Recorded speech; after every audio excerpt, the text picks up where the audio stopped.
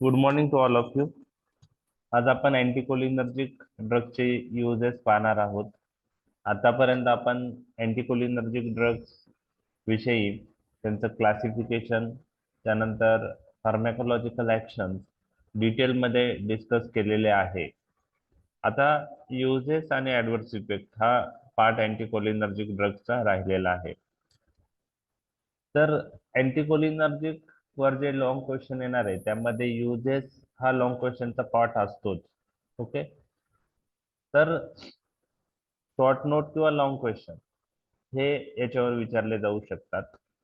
जर long क्वेश्चनचा part असेल तर अँटीकोलिनर्जिकच्या फार्मॅकोलॉजिकल ऍक्शन्स त्यात असणार विचारले जातात. Classification, mechanism of action, pharmacological action आणि युजेस. अँटीकोलिनर्जिकला आपण पॅरासिम्पॅथोलायटिक ड्रग असंही म्हणतो, अँटी मस्करेनिक ड्रग असंही म्हणतो. त्याचप्रमाणे जर ॲट्रोपिन सबस्टिट्यूट हा जर क्वेश्चन आला तर तुम्हाला हेच ॲट्रोपिन सोडून बाकीचे सर्व ड्रग आहे त्याविषयी लिहायचं आहे. फार्मॅकोलॉजिकल ऍक्शन तर सेमच राहतील, युजेसही सेम राहतील. फक्त कोणत्या कंडिशन मध्ये कोणता ॲट्रोपिन सबस्टिट्यूट आपण प्रेफर करतो ते तुम्हाला माहित असणं गरजेचं आहे. तर ज्यावेळेस लॉंग क्वेश्चन विचारतात त्यावेळेस फार्मॅकोलॉजिकल ऍक्शन्स आपण ऑलरेडी डिस्कस केलेले, म्हणजे लॉंग क्वेश्चनच्या पार्ट मध्ये लिहिलेले असतात. त्यामुळे युजेस मध्ये शॉर्ट मध्ये तुम्ही युजेस मेन्शन करू शकता. पण युजेस जर शॉर्ट नोट आली, युजेस ऑफ अँटीकोलिनर्जिक ड्रग 4 मार्कला, तर मग त्यामध्ये प्रत्येक यूज मध्ये तो काय यूज होतो ते मेन्शन करणं गरजेचं असतं. तर आपण पाहूया युजेस. आता युजेस लक्षात ठेवण्यासाठी त्यांच्या जर फार्मॅकोलॉजिकल ऍक्शन्स आपल्याला माहित असेल त्या ड्रगच्या, त्यावरून आपण युजेस लक्षात ठेवू शकतो. आपण पाहिलं होतं की अँटीकोलिनर्जिक ड्रगला अँटी सिक्रेटरी, अँटी स्पाझमोटिक प्रॉपर्टी आहे. अँटीकोलिनर्जिक ड्रग सिक्रेशन कमी करता, स्पाझम रिलीव्ह करता. त्या anti secretory point of view आणि as a anti spasmodic point of view कोणकोणत्या कंडिशन मध्ये अँटीकोलिनर्जिक ड्रग यूज करतात ते आपण पहिले पाहणार आहोत. तर anti secretory point of view तुम्हाला, you have to remember 4P. First P, pre-anesthetic medication. We use anticholinergic drug as a pre-anesthetic medication. Next is peptic ulcer. Next is pulmonary embolism, and last is Parkinsonism.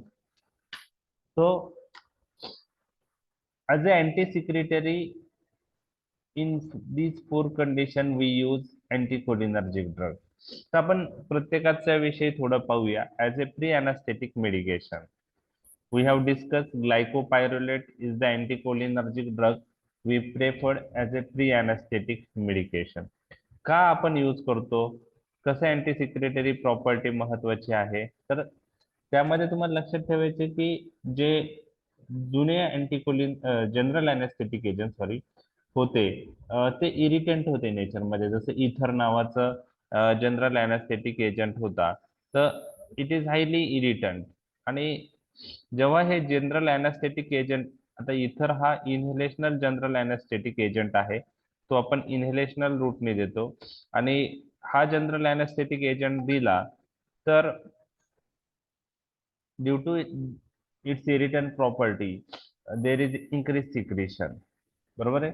म्हणजेच काही general anaesthetic agent irritant प्रॉपर्टीमुळं tracheobronchial secretion increase करतात.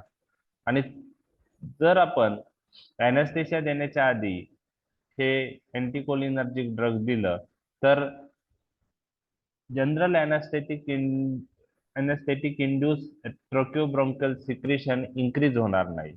Okay, so pre-anesthetic medication is used, this anticholinergic drug is used as a pre-anesthetic medication to decrease the secretion. Okay, to decrease the secretion. आता pre anaesthetic medication म्हणजे काय, की हे असे medications असतात ते anaesthesia देण्याच्या आधी आपण यूज करतो to decrease the complication of anaesthesia. तर अॅनेस्थेशिया टॉपिक मध्ये, जीए मध्ये आपण जेव्हा ते ड्रग पाहणार आहोत त्यात प्री अॅनेस्थेटिक मेडिकेशन एक शॉर्ट नोट आपण तेव्हा पाहणार आहोत. ओके, तर मेन जो म्हणजे प्री अॅनास्थेटिक मेडिकेशन म्हणून का यूज करतात त्याचं एक रिझन आपण डिस्कस केलेलं आहे. त्याचप्रमाणे काय होतं की जेव्हा ट्रकिओब्रॉन्कियल सिक्रेशन एखाद्या जनरल अॅनास्थेटिक मुळे इन्क्रीज होतात, तर ट्रकिओब्रॉन्कियल सिक्रेशन इन्क्रीज झाल्यावर ते सिक्रेशन ट्रकिओब्रॉन्कियल पॅसेज पासून लॅरिंजियल पॅसेज मध्ये येतात आणि लॅरिंग्स मध्ये आल्यामुळं लॅरिंजियल मसलचं स्पाझम होतं, त्याला लॅरिंगो स्पाझम असं म्हणतात. Okay, laryngospasm. तर हे anticholinergic drug by decreasing tracheobronchial secretion prevent laryngeal spasm. तर ही ऍक्शन लॅरिंजियल स्पाझम प्रिव्हेंट करण्याची ही ट्रकिओब्रॉन्कियल सिक्रेशन कमी झाल्यामुळे लॅरिंजियल स्पाझम प्रिव्हेंट होतं, हे तुम्हाला लक्षात ठेवायचंय. लॅरिंजियल मसल हे स्केलेटल मसल आहे, बरोबर आहे. आणि आपण जे ड्रग यूज करतो आहे ते अँटी मस्क्युरेनिक ड्रग यूज करतो, जे मस्क्युरेनिक रिसेप्टर ब्लॉक करतात. आणि लॅरेंजियल मसल स्केलेटल मसल असेल तर त्यावर एनएम रिसेप्टर प्रिडॉमिनंट असतं, त्यामुळं कॉन्ट्रॅक्शन होतं, स्पाझम होतं. परंतु हे जे लॅरेंजियल स्पाझम आहे हे ट्रकिओब्रॉन्कियल सिक्रेशन इन्क्रीज झाल्यामुळं होतं. ट्रकिओब्रॉन्कियल सिक्रेशन इन्क्रीज होऊन ते लॅरेंजियल पॅसेज मध्ये जातं, लॅरिंग्स मध्ये जातं आणि मग in response to that there is a laryngospasm. मग आपण ट्रकिओब्रॉन्कियल सिक्रेशन प्रिव्हेंट केलं, डिक्रीज केलं, तर लॅरिंजियल स्पाझम होणार नाही. म्हणजे हा एक अजून एक पर्पज आहे. प्री अॅनास्थेटिक मेडिकेशन आपण अँटीकोलिनर्जिक ड्रग म्हणून, म्हणजे अँटीकोलिनर्जिक ड्रग प्री अॅनास्थेटिक मेडिकेशन म्हणून यूज करतो. लक्षात आलं हे पहिला पॉइंट? हो सर. Okay okay. त्यानंतर peptic ulcer point of view, anticholinergic drug they were commonly used before 1960, but nowadays we rarely use anticholinergic drug in the management of peptic ulcer due to availability of better drug like proton pump inhibitor. Okay. त्यानंतरचा use आहे pulmonary embolism. So in pulmonary embolism, there is increased respiratory secretion. So to decrease that, we use anticholinergic drug. In Parkinsonism, as an anti-secretory, where we use in some patient of Parkinsonism, there is excessive salivation, sweating. To check this excessive sweating, salivation, we use anticholinergic drug in Parkinsonism for that purpose. म्हणजे पार्किन्सोनिझमच्या काही patient मध्ये sweating झालेलं असतं, सलायव्हेशन झालेलं असतं increase, ते control करण्यासाठी आपण यूज करतो. तसं पार्किन्सनिझम मध्ये आपण लिओडोपाच्या साठी लिओडोपा बरोबर ऍज अ ऍड्ज्युएंट म्हणून इडिओपॅथिक पार्किन्सोनिझम मध्ये अँटीकोलिनर्जिक यूज करतोच. त्याचप्रमाणे ड्रग इंड्यूस पार्किन्सोनिझम साठी ड्रग ऑफ चॉईस आपल्याला जर कोण म्हणजे विचारलं तर त्याचं उत्तर आहे, आपण मागील लेक्चर मध्ये डिस्कस केलेलं आहे की ड्रग इंड्यूस पार्किन्सोनिझम मध्ये लिओडोपा इफेक्टिव्ह नसतो, त्यात आपण अँटीकोलिनर्जिक ड्रग यूज करतो, म्हणजे बेझेंझॉल, बायपिरिडिन, प्रोसायक्लिडिन. तर तो सेंट्रल रिलेटेड यूज आपण परत नंतर पाहणार आहोत. इथं जो यूज पाहतोय पार्किन्सोनिझम मध्ये, तर हा स्पेसिफिक एक सिमटम्स कमी करण्यासाठी आहे, ज्यामध्ये सलायव्हेशन स्वेटिंग जास्त आहे. अशा पेशंट मध्ये सलायव्हेशन स्वेटिंग कमी करण्यासाठी अँटीकोलिनर्जिक आपण काही म्हणजे सिम्टमॅटिकली इम्प्रुव्हमेंटसाठी काही दिवस यूज करू शकतो. दुसरा यूज आहे अँटीस्पाझमोटिक. आपण पाहिलेलं आहे by blocking M3 receptor present on the smooth muscles, this anticholinergic drug responsible for smooth muscle relaxation and due to that this antispasmodic action is seen. मग कुठं कुठं आपण अँटीस्पाझमोटिक म्हणून यूज करतो, तर intestinal colic, renal colic, abdominal cramp, त्यामध्ये आपण use करतो. ओके. त्याचप्रमाणे आपण इरिटेबल बॉवेल सिंड्रोम मध्ये यूज करतो. ओके. त्याचप्रमाणे काही डायरियल कंडिशन मध्ये आपण यूज करतो, त्यात नर्वस डायरिया, न्यूरोलॉजिकल प्रॉब्लेम असेल त्यामुळं फंक्शनल डायरिया किंवा ड्रग इंड्यूस डायरिया मध्ये आपण यूज करतो. त्याचप्रमाणे गॅस्ट्रायटिस, डिस्पेप्सिया, गॅस्ट्रिक हायपरमोटिलिटी यामध्येही आपण यूज करतो. चिल्ड्रन मध्ये to relieve urinary frequency and urgency म्हणजे त्याला एन्युरोसिस म्हणतो, त्यात आपण यूज करतो. ओके, इन एन्युरोसिस मध्ये आपण चिल्ड्रन मध्ये यूज करतो. आणि टू रिलीव्ह युरिनरी फ्रिक्वेन्सी आणि अर्जन्सी ही कंडिशन काही काही वेळेस आपल्याला दिसून येते, जसं हायपर रिएक्टिव्ह ब्लॅडर असेल, न्यूरोलॉजिकल ब्लॅडर असेल, स्पायना बायफिडा असेल, त्यामध्ये जर हायपर रिएक्टिव्ह ब्लॅडर असेल तर त्याच पेशंटमध्ये युरिनरी फ्रिक्वेन्सी आणि अर्जन्सी कमी करण्यासाठीही आपण अँटी कोलिनर्जिक ड्रग यूज करतो. डिस्मेनोरिया म्हणजे पेन ड्युरिंग मेन्स्ट्रुअल सायकल, त्यामध्ये NSAIDs are the best, but we use anticholinergic drug as a alternatively to that group. So dysmenorrhea point of view based group आहे non steroidal anti inflammatory drug. Okay, आणि दुसरं as a ॲड्ज्युवंट किंवा alternative आपण अँटीकोलिनर्जिक use करतो. तर अँटीस्पाझमोटिक मध्ये हे uses तुम्हाला लक्षात ठेवायचे. अँटीस्पाझमोटिक ही ऍक्शन झाली ॲज अ अँटीस्पाझमोटिक. ओके, हा यूज नाही झाला. ॲज अ अँटीस्पाझमोटिक पुढे यूज करतो. तर हे सर्व यूज तुम्हाला लक्षात ठेवायचे आहे. ओके, समजलं अँटी सिक्रेटरी अँटी स्पाझमोटिक? हो sir. Okay. Sir pulmonary embolism सांगा ना एकदा परत. पल्मोनरी एम्बोलिझम मध्ये काय असतं की पल्मोनरी सिक्रेशन वाढलेले असतात. To to to treat that म्हणजे जे पल्मोनरी सिक्रेशन वाढलेले आहेत ते कमी होण्यासाठी, म्हणजे पल्मोनरी एम्बोलिझम कशामुळे झालंय त्याच्यावर ते काही करत नाही.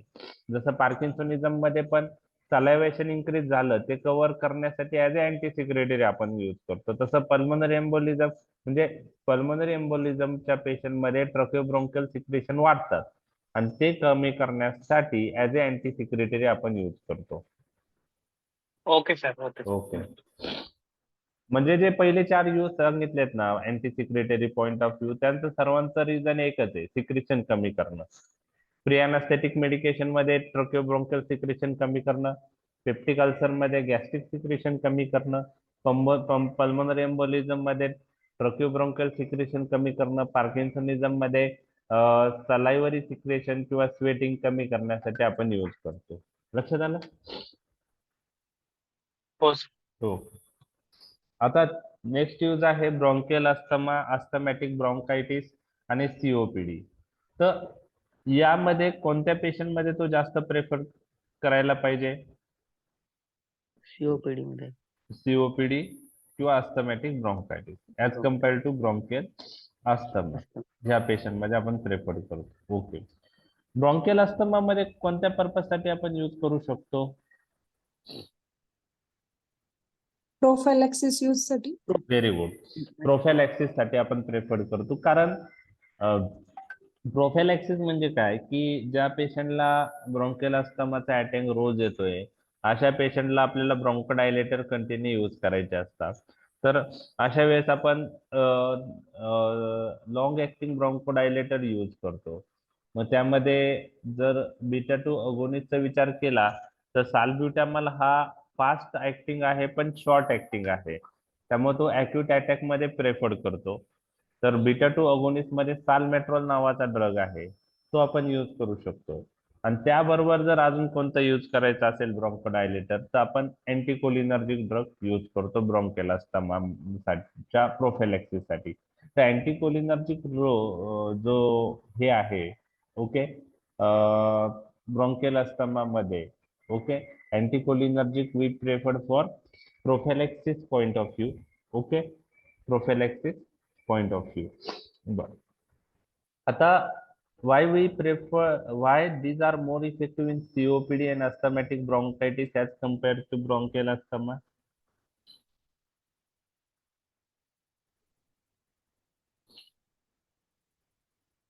का बरं जास्त इफेक्टिव्ह आहे? कारण आपण पाहिलंय कालच्या लेक्चरला.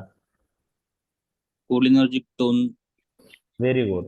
सीओपीडी आणि अस्थमॅटिक ब्रॉन्कायटिसच्या पेशंट मध्ये जर त्याची पॅथोफिजिओलॉजी पाहिली तर कोलिनर्जिक टोन सिग्निफिकंटली इन्व्हॉल्व्ह होतो. त्यामुळे अँटी कोलिनर्जिक ड्रग आपण सीओपीडी आणि अस्थमॅटिक ब्रोंकायटिस मध्ये यूज करतो. ते जास्त चांगल्या प्रकारे इफेक्टिव्ह आहे.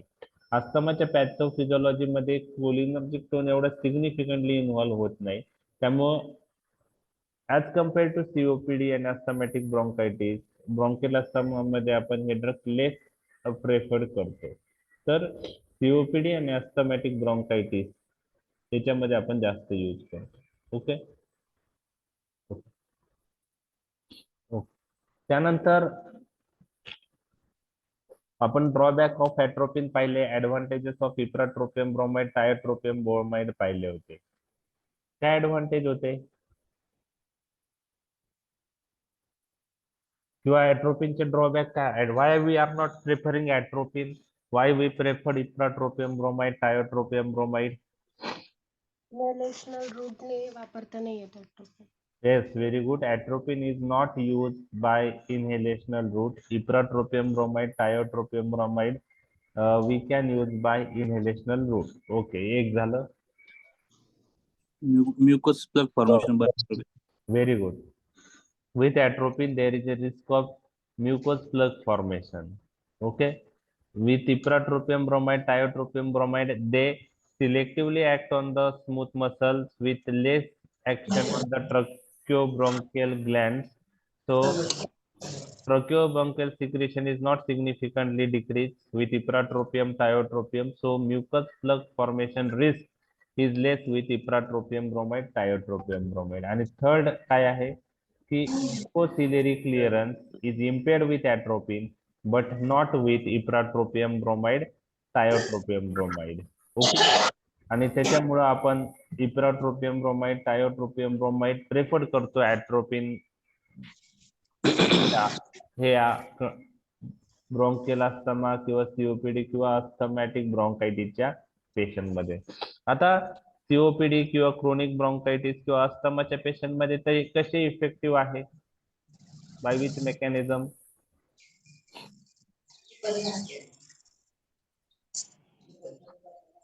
काय करणार ते? Bronchiolar dilatation. Yes, very good. Bronchodilatation. मग ती एक वर तुम्ही लिहू शकता. By producing bronchodilation by blocking M3 receptor, they are effective in this condition. They are bronchodilators. They produce smooth muscle relaxation of the bronchi. Okay, तर ती एक गोष्ट. ओके, ठीक आहे. आणि in acute attack of bronchial asthma आपण prefer करणार का हे ड्रग? नाही. नाही करणार. कारण त्यामध्ये आपल्याला फास्ट ऑनसेट लागतं आणि त्यामुळं beta 2 agonist consider as a drug of choice in that salbutamol, short acting beta 2 agonist आपण प्रेफर करतो साल्ब्युटामॉल. ओके. तर हे bronchial asthma, asthmatic bronchitis, COPD म्हणजे तुम्हाला जर फार्मॅकोलॉजिकल ऍक्शन्स माहीत असतील किंवा इंडिव्हिज्युअल ड्रग विषयी थोडं माहीत असेल तर तुम्ही फक्त युजेस शॉर्ट नोट आली तर त्या गोष्टी लिहू शकता, एक्सप्लेन करू शकता. बरोबर आहे. फक्त हेडिंग देऊन चालणार नाही. युजेस मध्ये फक्त हेडिंग नाही, ते काय यूज होता, ॲट्रोपिन का नाही प्रेफर करत, आपण इप्राट्रोपियम ब्रोमाइड, टायोट्रोपियम का प्रेफर करतो, ह्या गोष्टी तुमच्या आल्या पाहिजे. आणि त्याला पाठ करायची गरज नाही. तुमचं जर फार्मॅकोलॉजिकल ऍक्शन अंडरस्टँडिंग झाली आणि याचे ऍडव्हान्टेज डिसएडव्हान्टेज लक्षात आले तर तुम्ही पाठ न करताही या गोष्टी लक्षात ठेवू शकता. ओके. नेक्स्ट यूज आहे eye related condition. I think next एक ऍज ए मिड्रॅटिक आणि सायक्लोप्लेजिक आपण पाहिलेलं आहे की anticholinergic drug responsible for passive type of mydriasis and anticholinergic drug also responsible for cycloplegia. It is also known as paralysis of accommodation. In this case, vision is fixed for far object and diagnostic point of view या action मुळे कुठं ते use होतात आणि therapeutic point of view कुठं use होतात ते आपण पाहणार आहोत. ओके. ऑलरेडी आपण डिस्कस केलंय कुठं यूज करतो आपण diagnostic point of view. Refraction मध्ये, फंडोस्कोपी मध्ये. दोघांपैकी जास्त प्रेफर कशात करणार? रिफ्रॅक्शन मध्ये रिफ्रॅक्टरी टेस्टिंग एरर ऑफ रिफ्रॅक्शन साठी आपण यूज करतो. त्यासाठी आपल्याला मिड्रेसिस पण लागतं आणि सायक्लोपेजिया पण लागतं, बरोबर आहे. त्यामुळे for testing error of refraction out of anticholinergic and adrenergic which group we prefer anticholinergic. Okay okay. आणि त्यामध्ये कोणता ड्रग प्रेफर करतो आपण? ट्रॉपिकामाइड. ओके, फास्टेस्ट आणि ब्रीफेस्ट ऍक्टिंग. ओके. आणि चिल्ड्रन मध्ये कोणता यूज करतो? ॲट्रोपिन. Atropine. ओके. आणि फॉर फंडस्कोपी आपण कोणता ड्रग प्रेफर करतो? फेनिलनेफ्रिन. फिनिलेफ्रिन. का बरं? कारण त्यात फक्त मिड्रेसिस लागतं, नो सायक्लोपेजिया. लक्षात आलं? लक्षात आलं? ओके. हो. आता समजा फिनिलेफ्रिन अवेलेबल नाहीये, बरोबर आहे. तर मग या 4 पैकी कोणता ड्रग यूज करू शकतो? होमॅट्रोपिन, ॲट्रोपिन, सायक्लोपेंटोलेट, ट्रॉपिकामाइड. कारण आपल्याला मिड्रेसिस तर होणारच आहे हे ड्रग दिलं तर. आता फिनिलेफ्रिन अवेलेबल नाहीये. ट्रॉपिकामाइड आपण यूज करू शकतो as a alternative to phenylephrine, कारण हा शॉर्ट ऍक्टिंग आहे. परंतु phenylephrine is best for fundoscopy. आता थेराप्युटिक पॉइंट ऑफ व्ह्यू कुठे यूज करतात ते एक लक्षात घ्या की थेराप्युटिक पॉइंट ऑफ व्ह्यू जी मिड्रॅटिक सायक्लोप्लेजिक ऍक्शन आहे, त्याचबरोबर अँटीकोलिनर्जिक ड्रगला लोकल एनोडायनी ऍक्शन आहे. लोकल एनोडायनी म्हणजे पेन रिलिव्हिंग ऍक्शन. त्यामुळं हे अँटीकोलिनर्जिक ड्रग, ओके, त्यांना लोकल एनोडायनी ऍक्शन आहे कॉर्नियावर. तर हे जे अँटीकोलिनर्जिक ड्रग आहेत, ओके, हे काही ऑक्युलर इन्फेक्शन मध्ये आपण यूज करतो to relieve pain, to relieve painful spasm. मग कोणकोणत्या ऑक्युलर कंडिशन मध्ये यूज करतो? Infection related iritis, keratitis. Keratitis म्हणजे कॉर्नियाचं infection, okay, iridocyclitis, choroiditis, corneal ulcer. ह्या आय रिलेटेड कंडिशन आहे. यामध्ये to give rest to the intraocular muscle, to cut down their painful spasm, we use anticholinergic drug. म्हणजे diagnostic point of view anticholinergic we use for testing error of refraction point of view, and therapeutic point of view we use to relieve painful spasm in some ocular infection like iritis, iridocyclitis, keratitis, choroiditis, corneal ulcer. तर त्या patient मध्ये आईला rest मिळण्यासाठी, pen कमी होण्यासाठी, स्पाझम कमी होण्यासाठी intraocular मसलचं आपण अँटीकोलिनर्जिक ड्रग यूज करतो. तर लक्षात आलं as a diagnostic point of view कुठं, as therapeutic point of view कुठं. Okay okay. आता as a cardiac vagolytic, meaning काय आहे? कार्डियाक व्हॅगोलायटिकचा अर्थ काय आहे ते आपलं माहित पाहिजे. आता व्हॅगस ही जी नर्व आहे, ही नर्व ही cranial nerve parasympathetic in nature आहे. त्याचा अर्थ व्हॅगस नर्व जिथं सप्लाय करते तिथं कोणतं न्यूरो ट्रान्समीटर रिलीज करत असेल? पॅरासिम्पॅथेटिक नर्व आहे तर कोणतं? पॅरासिम्पॅथेटिक नर्व आहे तर Acetylcholine. Acetylcholine. ऍसिटिलकोलिन. मग व्हॅगसचं सप्लाय हार्टवर आहे. व्हॅगस जे आहे ती हार्टला सप्लाय करते. तर जे ऍसिटिलकोलिन हार्टचे तिथं रिलीज होतं ते कोणत्या नर्व थ्रू होतं? व्हॅगस नर्व थ्रू, बरोबर आहे. व्हॅगस नर्व रिलीजेस ऍसिटिलकोलिन. ओके. आता आणि हा ऍसिटिलकोलिन कशावर ऍक्ट होणार आहे? मस्क्युरेनिक रिसेप्टर प्रेझेंट ऑन हार्ट. जर आपण अँटीकोलिनर्जिक ड्रग दिले तर व्हॅगसची ऍक्शन होईल का हार्टवर? ऍसिटिलकोलिन जरी रिलीज झालं तरी मस्क्युरेनिक रिसेप्टर ब्लॉक आहे, म्हणजे व्हॅगसची ऍक्शन काय झाली? ब्लॉक झाली. त्याला आपण व्हॅगोलायटिक इफेक्ट म्हणतो. काय म्हणतो?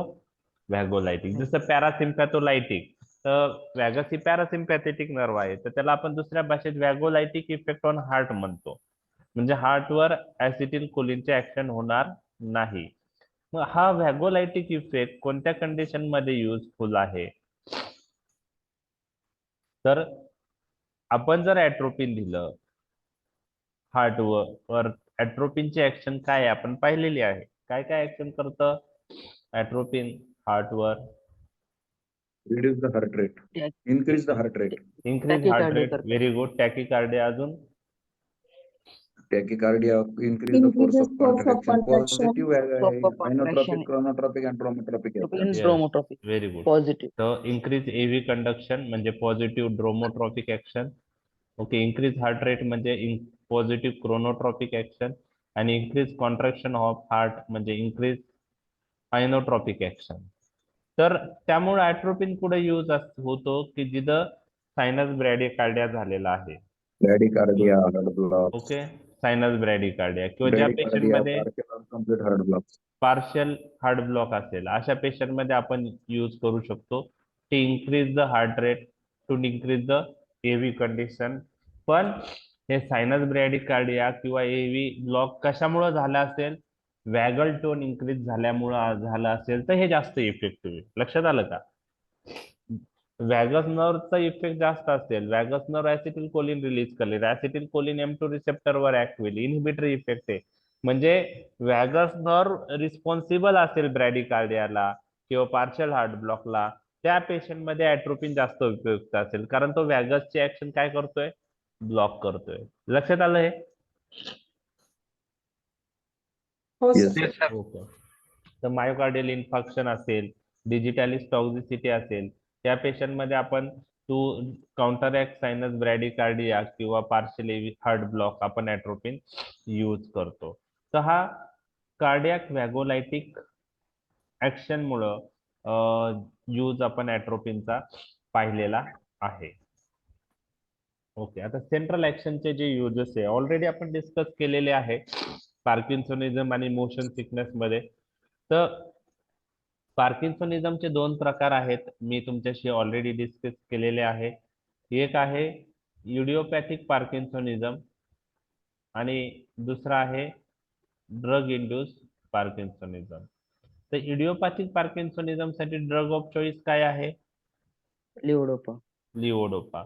तर in that case we use anticholin. आता पार्किन्सोनिझमच्या पेशंटला ट्रीट करताना आपण पाहिलंय की पार्किन्सोनिझम हा डोपामाइन आणि ऍसिटिल कोलिनच्या इम्बॅलन्स बेसल गँग्लिया मध्ये झाल्यामुळे होतो. डोपामाइनची लेवल कमी असते ऍसिटिल कोलिन पेक्षा. तर आपण डोपामाइन सिस्टीम वर ऍक्ट होणारे ड्रग यूज करू शकतो, जसं लिओडोपा आहे, डोपामाइन अगोनिस्ट आहे, किंवा कोलिनर्जिक सिस्टीमवर ऍसिटिल कोलिनचे ऍक्शन कमी करणारे ड्रग यूज करू शकतो. तर लिओडोपा हा ड्रग ऑफ चॉईस आहे इडिओपॅथिक पार्किन्सोनिझम मध्ये. तर अँटीकोलिनर्जिक आपण ऍड्ज्युअंट म्हणून यूज करतो लिओडोपा बरोबर, म्हणजे लिओडोपाला ऍज ए सपोर्टिव्ह, हा एक पॉइंट आहे. किंवा खूपच माइल्ड पेशंट केस असेल, माइल्ड केस, तर त्या पेशंट मध्ये आपल्याला जर लिओडोपाचे ऍडव्हर्स इफेक्ट होऊ नये असं वाटत असेल, खूप माइल्ड केस आहे पार्किन्सोनिझमची, तर इनिशियली काही दिवस अँटीकोलिनर्जिक आपण चालू करू शकतो. पण जर तुम्हाला कोणी विचारलं की इडिओपॅथिक पार्किन्सोनिझम साठी ड्रग ऑफ चॉईस काय आहे, त्याचा आन्सर काय आहे? लिओडोपा. त्याचा आन्सर काय आहे? लिओडोपा. तर अँटीकोलिनर्जिक आपण कुठे यूज करतो? माइल्ड केस किंवा जी ज्यामध्ये लिओडोपा बरोबर अलोन इफेक्ट नाही येते, त्याच्यात आपण ऍज अ ऍड्ज्युअंट टू लिओडोपा आपण यूज करू शकतो. आणि दुसरा जो प्रकार आहे ड्रग इंड्यूस पार्किन्सोनिझम. ड्रग इंड्यूस पार्किन्सोनिझम हा कोणत्या ड्रगनी होतो?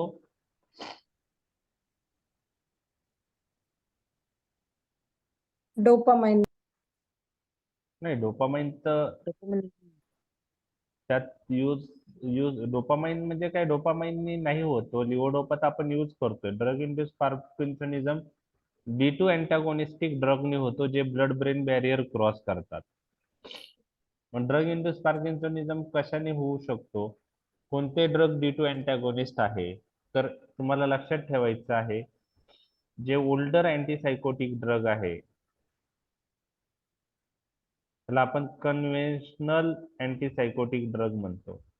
कन्व्हेन्शनल अँटीसायकोटिक ड्रग हे D2 अँटागोनिस्ट आहे.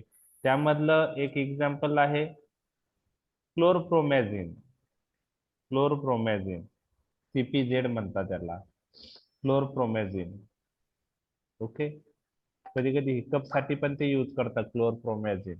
तर क्लोरप्रोमॅझिन मुळे किंवा थोडक्यात तुम्हाला लक्षात ठेवायचे D2 अँटागोनिस्टिक ड्रग मुळे हा पार्किन्सोनिझम नावाचा साइड इफेक्ट होतो. आणि ड्रग इंड्यूस पार्किन्सोनिझम मध्ये लिओडोपा इफेक्टिव्ह असतो का? नाही. नसतो. नाही. Levodopa is Nahi. not effective in drug-induced Parkinsonism because if we use levodopa, it will cross blood-brain barrier, convert it to dopamine, but it is not able to act on dopamine receptor because these are already blocked by D2 antagonistic drug. That's why levodopa is not effective in drug-induced Parkinsonism. So to treat drug-induced Parkinsonism, we use anticholinergic drug. Which anticholinergic drug we use? The anticholinergic which have more blood-brain barrier penetration. मग कोणते होते ते? बेनहेक्झोल, पायरिडिन, yes, बेनझेक्झॉल, पिपिरिडिन. बायपायरिडिन, प्रोसायक्लिडिन आणि बेनझेक्झोलला आपण ट्रायहेक्झिफेनिडिल असंही म्हणतो. तर बेनझेक्झोलला दुसरं नाव काय आहे? ट्रायहेक्झिफेनिडिल. तर हे MCQ साठी तुम्हाला माहित पाहिजे किंवा 2 मार्कचा क्वेश्चन आला, drug induce parkinsonism is seen with which drug? तर antipsychotic drug, conventional antipsychotic drug having D2 antagonistic property like chlorpromazine. Okay, बाकी खूप ड्रग आहेत ते आपण जेव्हा अँटीसायकोटिक ड्रग पाहू त्यावेळेस मी तुमच्याशी डिस्कस करेल. आणि how will you treat drug in this parkinsonism? We use central anticholinergic drug like benzhexol, biperiden, procyclidine. Okay, लक्षात आलं? ओके, नेक्स्ट आहे मोशन सिकनेस. मोशन सिकनेस काही वेळेस काय होतं की आता मोशन सिकनेस म्हणजे खूप जणांना माहित आहे काय आहे तर ओमेटिंग ड्युरिंग ट्रॅव्हलिंग. काही जण ते डायरिया बरोबर पण कन्फ्यूज होतात. तर डायरिया आणि मोशन सिकनेस हे वेगळ्या गोष्टी आहेत. मोशन सिकनेस मध्ये ओमेटिंग ड्युरिंग ट्रॅव्हलिंग आणि त्याची पॅथोफिजिओलॉजी आपण पाहिलेली आहे आणि कोणते ड्रग इफेक्टिव्ह आहे मोशन सिकनेस मध्ये ते पण पाहिलेले आहे. ओके, तर कोणते ड्रग आपण मोशन सिकनेस मध्ये यूज करतो? हायोसिन, आयोसिन आणि डायसायक्लोमिन. डायसायक्लोमाइन. ओके, जर हायोसिन ओरली यूज करायचा असेल 0.2 mg टॅबलेट आहे. आपल्याला हायोसिन जर ओरली यूज करायचा असेल तर आपल्याला तो ड्रग 1 ते 2 तास आधी देणं गरजेचं आहे आणि त्याची ऍक्शन 4 तासापर्यंत राहते. हायोसिनचा जर ट्रान्सडर्मल पॅच यूज करणार असेल तर तो 3 ते 4 तास जर्नीच्या आधी स्टार्ट लावायचा आहे बिहाइंड द पिनना. त्याचा ऍडव्हान्टेज असा आहे की ट्रान्सडर्मल पॅचने जर हायोसिन दिलं तर इफेक्ट लास्ट फॉर 3 days, कारण slow on duration of action is long. Transdermal पॅचने ड्रग दिले तर ड्युरेशन ऑफ ऍक्शन लॉंग असते, बरोबर आहे. आणि हायोसिनला अल्टरनेटिव्ह आहे डायसायक्लोमाइन. आणि त्याचबरोबर आपण अँटीकोलिनर्जिक बरोबरच आपण दुसरं त्याचा अल्टरनेटिव्ह म्हणून जे अँटीहिस्टॅमिनिक्स ज्यांना ऍडिशनल अँटीकोलिनर्जिक प्रॉपर्टी आहे असे ड्रग ही मोशन सिकनेस मध्ये यूज करू शकतो. तर फर्स्ट जनरेशन अँटीहिस्टॅमिनिक ड्रग आपण यूज करतो आणि त्यामध्ये जे पॉप्युलर ड्रग आहे ओके तो आहे प्रोमिथॅझिन. तर प्रोमिथॅझिनला ऍडिशनल अँटीकोलिनर्जिक प्रॉपर्टी आहे त्यामुळे ते इफेक्टिव्ह आहे. ओके, तर मोशन सिकनेसची पॅथोफिजिओलॉजी मी तुमच्याशी डिस्कस केली होती. ओके, काय होती ती? Vestibular apparatus. Apparatus. Vestibular, during motion sickness, vestibular apparatus is stimulated. Vestibular apparatus is a part of Inner ear. Inner ear. very good. And after that, this vestibular apparatus transmit signal to which center? Omitting center. Omitting center in brain. Omitting center. Through which link? Cholinergic Cholinergic. link. Cholinergic link. Very good. And this cholinergic link at omitting center releases acetylcholine. This acetylcholine acts on the muscarinic receptor present on omitting center, and omitting center stimulated and omitting occur. So to treat this type of omitting, we require anti-muscarinic drug. So hyoscine, dicyclomine, these are anti-muscarinic or anticholinergic, we can say. And first generation antihistaminics have additional anticholinergic property. So we can use first generation antihistaminic like promethazine. Okay, sir, here. Can we use ondansetron? No. No. Why? No, sir. It is also anti-emetic drug. Ondansetron is action. not effective in motion sickness because it has no anticholinergic property or antimuscarinic property. Ondansetron is effective by blocking 5-HT3 receptor. Serotonin रिसेप्टरला block करतो तो. लक्षात आलं? Okay. Yes. Can we use domperidone? No, sir. No, it has D2 antagonistic property. So it has no anticholinergic property. So domperidone is also not effective in motion sickness. लक्षात आलं? Yes. हो. Okay. So next use is to antagonize muscarinic effects of drugs and poisons. आपण तर पाहिलेलं आहे anticholinergic drug कोणत्या poisoning मध्ये drug of choice आहे? OP पण. OP poisoning. OP organophosphate. Carbamate poisoning मध्ये काय करणार आपण? कोणता ड्रग यूज करणार? Atropine use करू. म्हणजे कार्बामेट पॉइझनिंग मध्ये पण आहे आणि ऑर्गेनोफॉस्फेट पॉइझनिंग मध्ये पण आहे. ड्रग ऑफ चॉईस आहे. बरोबर आहे? तर दुसऱ्या भाषेत आपण म्हणू शकतो atropine is specific antidote for which poisoning? Anticholinesterase drug poisoning. Organophosphate किंवा कार्बामेट हे अँटीकोलिनेस्टरेज ड्रग आहे. ओके, त्यामध्ये आपण ॲट्रोपिन यूज करू शकतो. कसं इफेक्टिव्ह आहे ते आपण कार्बामेट किंवा ऑर्गेनोफॉस्फेट पॉइझनिंग मध्ये पाहिलेलं आहे. कसं द्यायचं, ॲट्रोपिनायझेशन म्हणजे काय, त्या सगळ्या गोष्टी पाहिलेल्या आहेत. त्यात मी डिटेल मध्ये जात नाही. Okay okay. अजून ॲट्रोपिन आपण निओस्टिग्मिन बरोबर यूज करतो. कोणत्या कंडिशन मध्ये यूज करतो?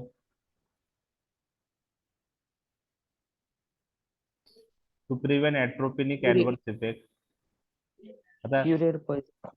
Okay, Myasthenia gravis, very good. generalization, yes, Decuration. Decurarization, myasthenia gravis आणि अजून एक आहे Cobra. Cobra bite. त्यात आपण ॲट्रोपिन Cobra bite. स्टिग्मिन बरोबर देतो. का देतो?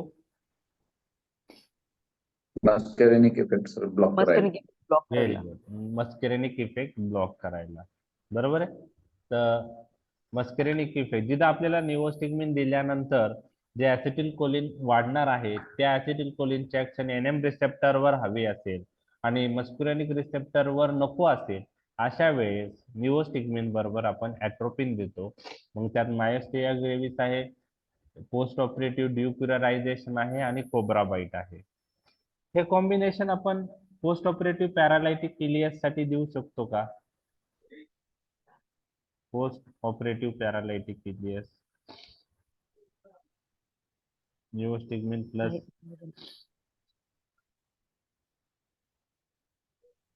त्यात आपण निओस्टिग्मिन प्लस ॲट्रोपिन यूज करू शकतो का? नाही सर. नाही sir, नाही. का बरं? ऍट्रोपिन बरोबर आहे, सांगा. Constipation करतं आणि मग ते अजून आणि युरिन रिटेन्शन.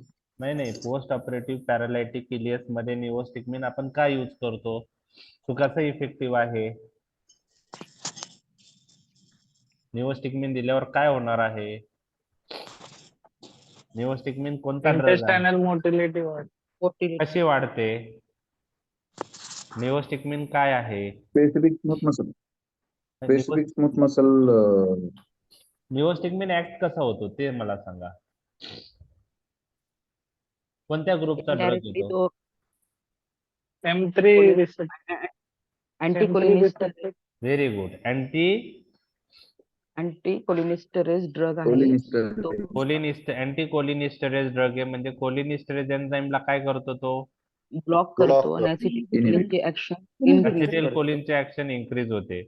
मग आता पोस्ट ऑपरेटिव्ह पॅरालायटिक इलियस मध्ये मोटिलिटी वाढवण्यासाठी ऍसिटिल कोलिनचे ऍक्शन कोणत्या रिसेप्टरवर लागते आपल्याला? मस्क्युरेनिक की nicotinic? Muscarinic. Muscarinic. Muscarinic. M3 रिसेप्टरवर ऍक्ट झालं तर स्मूथ मसल कॉन्ट्रॅक्ट होईल, स्फिंक्टर रिलॅक्स होईल आणि post operative paralytic ileus relieve होईल. बरोबर? मस्क्युरेनिक ऍक्शन लागते इथं. मग अशा वेळेस जर आपण निओस्टिक्मिन बरोबर ऍट्रोपिन यूज केला तर ऍट्रोपिन काय करेल? M3 It will block the muscarinic मस्क्युरेनिक action. Receptor block होईल. मग ऍसिटिल कोलिनचे ऍक्शन होईल का? नाही होणार. नाही होत. म्हणजे हे जे कॉम्बिनेशन आहे निओस्टिक्मिन ऍट्रोपिन असं आलं की neostigmine atropine combination is use in following condition except. Option असेल एक मायस्थेनिया ग्रेव्हिस, दुसरा आहे डिक्युरायझेशन, तिसरा आहे कोब्रा बाईट आणि चौथा आहे पोस्ट ऑपरेटिव्ह पॅरालायटिक इलियस. मग कोणता आन्सर येईल तुमचं?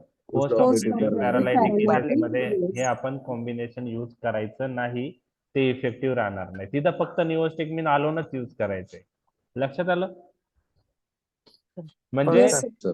निओस्टिक्मिन दिल्यानंतर ऍसिटिल कोलिनचे ऍक्शन वाढल्यानंतर जर आपल्याला NM रिसेप्टरवर ऍक्शन हवी असेल आणि मस्क्युरेनिक रिसेप्टरवर नको असेल तर आपण ऍट्रोपिन ऍड करतो. मग ते कोब्रा बाईट आहे, डिक्युरायझेशन आहे, मायस्थेनिया ग्रेव्हिस आहे.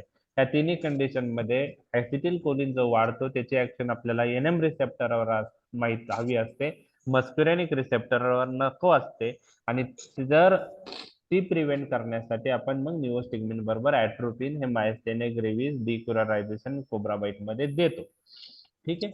तर आपण हे आधीच्या पॅरासिम्पॅथोमायमेटिक टॉपिक मध्ये डिटेल मध्ये डिस्कस केलेलं आहे. आता साइड इफेक्ट आपण पाहूया.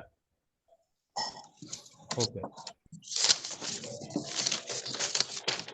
आता साइड इफेक्ट सांगा बरं ऍट्रोपिनचे काय असेल?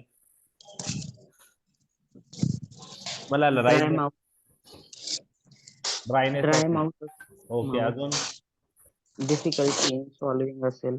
Difficulty in swallowing. Very good. अजून action, pharmacological action eye related काय असेल? आय रिलेटेड फोटोफोबिया करेल. ब्लरिंग ऑफ विजन, त्याला फोटोफोबिया किंवा ब्लरिंग ऑफ विजन. आधी आय रिलेटेड लॅक्रिमल ग्लँडशी related Dry eye. Dry dryness of eye. Decrease okay. Dryness of eye. बरं. अजून GIT related, urinary bladder related, difficulty in Retention micturition, of urine. Constipation असेल. Constipation. Okay. Constipation. दुसरं constipation, GIT retention of disturbance. Urine. Okay. आणि heart related काय होईल? Tachycardia. टॅकिकार्डिया. म्हणजे तुम्हाला adverse effect जर विचारले तर Palpitations. फार्मॅकोलॉजी पाल्पिटेशन म्हणजे तुम्ही फार्मॅकोलॉजिकल ऍक्शन वरून ऍडव्हर्स इफेक्ट लिहू शकता. बरोबर आहे? तर पहा, dryness of mouth, difficulty in swallowing and talking. Okay. आता स्वेटिंग इनहिबिट होते, त्याच्यामुळं skin dry, Flushing and hot skin. Flush and hot skin होते. ऍट्रोपिन फीवर आपण डिस्कस Atropine केला, fever. चिल्ड्रन मध्ये जास्त आहे. डिफिकल्टी इन मिक्च्युरेशन आहे, urinary retention, decrease bowel sound किंवा पेरिस्टाल्सिस, कॉन्स्टिपेशन आपण म्हणू शकतो. डायलेटेड प्युपिल ही एक ऍक्शन आहे, ते काय आणि आपण त्यामुळे ब्लरिंग ऑफ विजन किंवा फोटोफोबिया होऊ शकतो. पाल्पिटेशन आहे. हे म्हणजे थेरापेटिक डोसवर जे ऍक्शन आहे, ऍडव्हर्स इफेक्ट आहे, हे तुमच्या फार्मॅकोलॉजिकल ऍक्शन वरून लक्षात ठेवणं सोपं आहे. हाय डोसचं आपण फार्मॅकोलॉजिकल ऍक्शन वरून लक्षात ठेवू शकत नाही, कारण हाय डोसचे ऍक्शन काही फार्मॅकोलॉजिकल ऍक्शनशी रिलेटेड नसतात. त्यात आता ऍट्रोपिन आहे, ठीक आहे, CNS स्टिम्युलंट ऍक्शन आहे त्याला. त्यामुळे एक्साइटेशन, डिलिरियम, हॅल्युसिनेशन आहे, अटॅक्झी आहे. नंतर hypotension, weak and rapid pulse, cardiovascular collapse आणि रेस्पिरेटरी डिप्रेशन, कन्व्हर्जन, कोमा, हे त्याचे हाय डोसचे ऍडव्हर्स इफेक्ट आहे. तर ते आपल्याला पाठच करावं लागणार, त्यात काही डिटेल मध्ये मी जात नाही. तर at least therapeutic side effect we are expecting from we are expecting in the exam. Okay, therapeutic adverse effect, dryness of mouth, blurring of vision, constipation, urinary retention, हे पाठच करायचे आहेत तुम्हाला. ठीक आहे. आता लास्ट, ऍट्रोपा पॉइझनिंग, ऍट्रोपिन पॉइझनिंग, धतुरा पॉइझनिंग किंवा बेलाडोना पॉइझनिंग असेल. आता ऍट्रोपिन हा ड्रग बेलाडोना किंवा धतुरा प्लांट पासून आपण ऑब्टेन करतो. मग काही वेळेस पॉइझनिंग हे ऍट्रोपिन घेतल्यामुळे होते, काही वेळेस धतुरा कंझ्युम झाल्यामुळे होतं ऍक्सिडेंटली, किंवा आपण बेलाडोना प्लांट होतो ऍक्सिडेंटली कंझ्युम झाल्यामुळे होतं. तर ड्रग ऑफ चॉईस काय आहे या पॉइझनिंग साठी? Physostigmine. Very good. Physostigmine. Okay. Physostigmine is preferred. By using physostigmine, we can reverse central as well as peripheral action of atropine. Okay. आता बाकी काय ट्रीटमेंट द्यायची ते मी तुमच्याशी डिस्कस करतोय. Okay. Gastric lavage with tannic acid. Okay. Patient should be kept in dark, quiet room.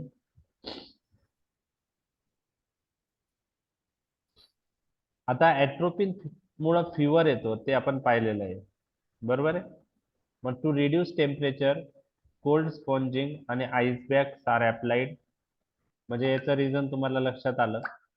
फायझोस्टिग्मिन is the drug of choice. Okay. 1 to 3 milligram subcutaneous IV. Maintenance of blood pressure, respiration हे प्रत्येक पॉइझनिंगच्या treatment मध्ये तुम्ही mention करू शकता. आणि conversion majority poisoning मध्ये येतात, म्हणून डायझेपाम ही मेजॉरिटी पॉइझनिंगच्या ट्रीटमेंट मध्ये अल्टिमेटली लागतं. Okay. Contra indication, Contra indication काय असू शकतात?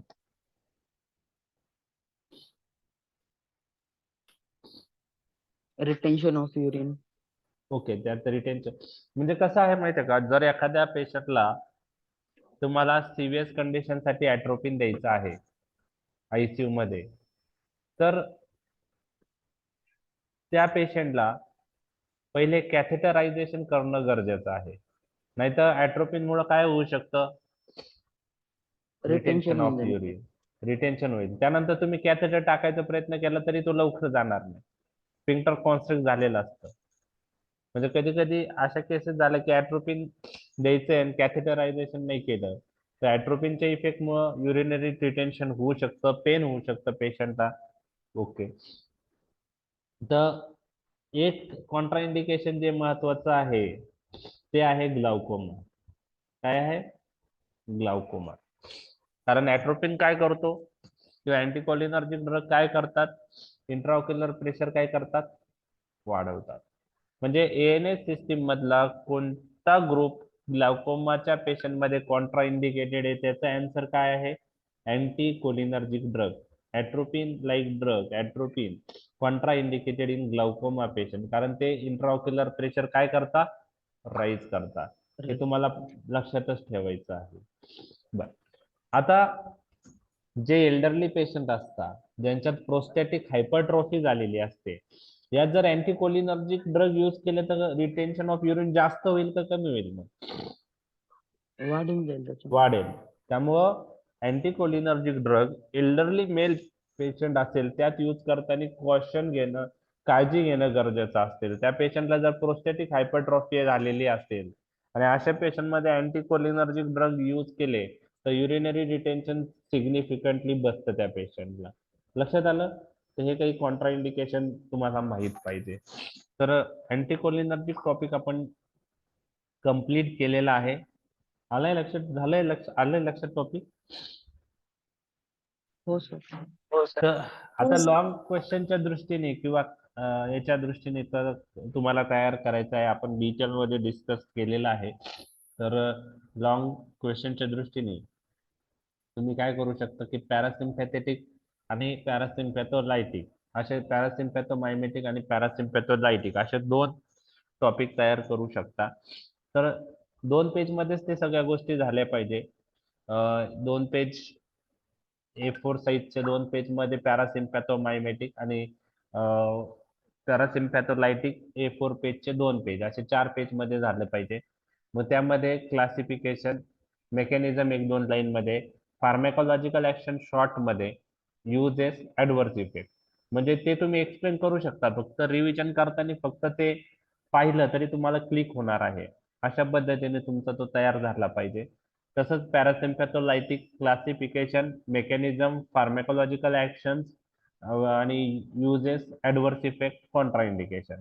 तर ह्या पॉइंटवर लॉंग क्वेश्चन तुम्हाला तयार करायचा आहे. बुक्समध्ये शानबागमध्ये किंवा नोट्समध्ये हे डिटेलमध्ये आहे. बरोबर आहे.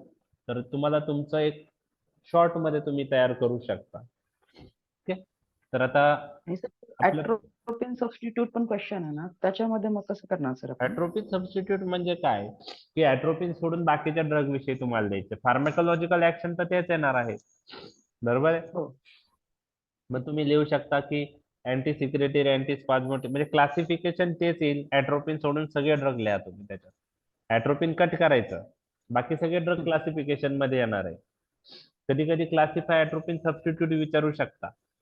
शेवटी काय आहे की ऍट्रोपिन सोडून बाकी सगळे अँटीकोलिनर्जिक ड्रग विषयी तुम्हाला त्यात लिहायचं आहे. ऍट्रोपिन सबस्टिट्यूट, ऍट्रोपिनला सबस्टिट्यूट येते. बरोबर. ते बाकी सगळे ड्रेग पण लिहावं लागतात का सर त्याच्यामध्ये ड्रगची थोडे थोडे? नावं लिहू शकता. आता क्वेश्चन किती मार्कला आलाय त्याच्यावर आहे. क्वेश्चन जर 6 मार्कला आला तर ड्रगची नावं लिहू शकता. फार्मेकोलॉजिकल ऍक्शन युजेस जसा लॉंग क्वेश्चन अँटीकोलिनर्जिक ड्रग आहे तसंच मेन्शन करायचं आहे. आणि जर शॉर्ट नोटला आलं युजेस ते युजेस मेन्शन करायचे. फक्त कोणत्या यूज मध्ये कोणते ड्रग यूज होता. समजा अँटी सिक्रेटरी आणि अँटी स्पाझमोटिक साठी कोणते ड्रग यूज होता क्लासिफिकेशन मध्ये तुम्हाला माहित आहे. मिड्रॅटिक आणि सायक्लोप्लेजिक पॉइंट ऑफ व्ह्यू कोणते ड्रग यूज होता. त्यानंतर ब्रोंकेल अस्थमा मध्ये कोणते ऍट्रोपिन सबस्टिट्यूट यूज होता. अँटी पार्किन्सोनिझम मध्ये कोणते अँटीकोलिनर्जिक ड्रग यूज होतात. बरोबर आहे. ते तुम्हाला मेन्शन करणं गरजेचं आहे. काही ठिकाणी ऍट्रोपिनच यूज करतात. बरोबर आहे. म्हणजे आता ओपीपी पॉइझनिंग आहे तिथे ऍट्रोपिन सबस्टिट्यूट कोणी यूज नाही करत. ऍट्रोपिन डायरेक्ट यूज करतो आपण. बरोबर. हो सर. तर ऍट्रोपिन सबस्टिट्यूट म्हणजे अँटीकोलिनर्जिकचा 80% पार्ट तोच येतो. त्याच्यात ओके. असं वेगळं काही नाहीये. फक्त नाव जे आहे ना नावामुळे थोडं कन्फ्युज होतात. ओके. त्यामुळं लिहिताना तो असं वाटतं की काय लिहायचं त्याच्यात. पण तुम्ही शेवटी हेच लिहायचं असतं. त्याच्यात वेगळं काही नाहीये. ठीक आहे. ओके. ओके. Thank you sir. तर आता आपल्याला कोलिनर्जिक सिस्टीम संपलेली आहे. अँटी कोलिनर्जिक संपलेली आहे. आता ऍड्रेनर्जिक सिस्टीम आपण पाहणार आहोत. आपण मी जस्ट स्लाइड ओपन करतो.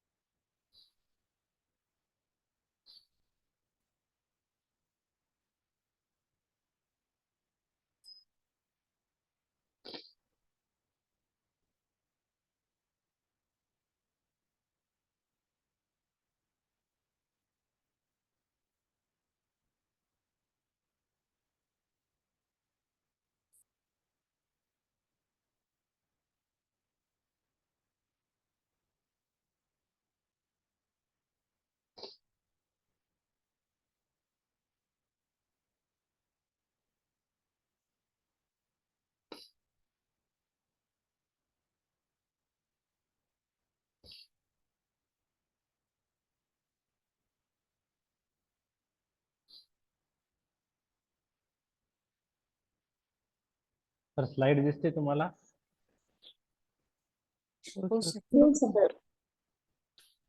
आता पॅरासिम्पॅथोमायमेटिक ड्रग किंवा पॅरासिम्पॅथोलायटिक ड्रग हे सर्व जे ड्रग्ज आपण पाहिले ते कोलिनर्जिक सिस्टीमशी रिलेटेड होते.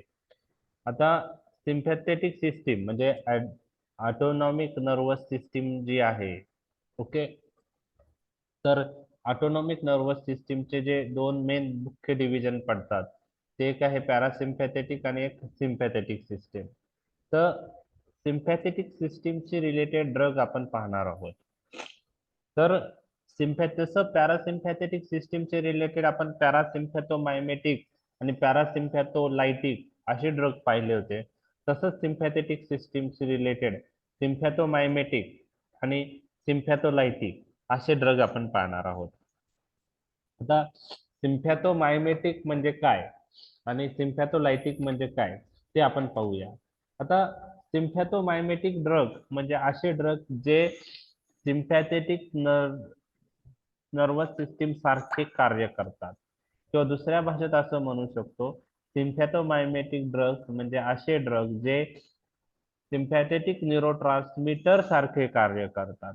त्याला सिम्पॅथोमायमेटिक ड्रग असं म्हणतात किंवा सिम्पॅथेटिक ड्रग असं म्हणतात. आणि त्याच ग्रुपला ॲड्रिनर्जिक ड्रग असंही म्हणतात. म्हणजेच ॲड्रिनर्जिक ड्रगला दुसरं नाव काय आहे? सिम्पॅथोमायमेटिक.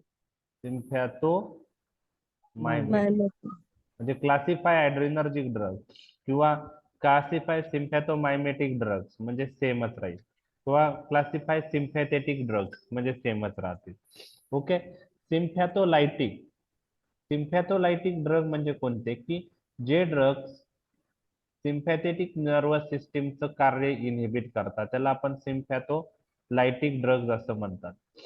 तर जे सिम्पॅथेटिक न्यूरोट्रान्समीटर आहेत, ओके, ॲड्रिनॅलिन, नॉर ॲड्रिनॅलिन, हे त्यांचं कार्य अल्फा आणि बीटा रिसेप्टरवर अगोनिस्ट म्हणून कार्य करता आणि त्यांची ऍक्शन होते.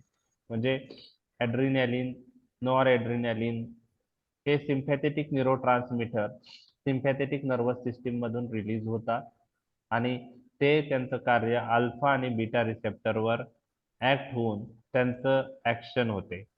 मग सिम्पॅथोलायटिक ड्रग म्हणजे कोणते ड्रग? मेनली जे ड्रग सिम्पॅथेटिक न्यूरोट्रान्समीटरची ऍक्शन इनहिबिट करतात. कशी इनहिबिट करतात?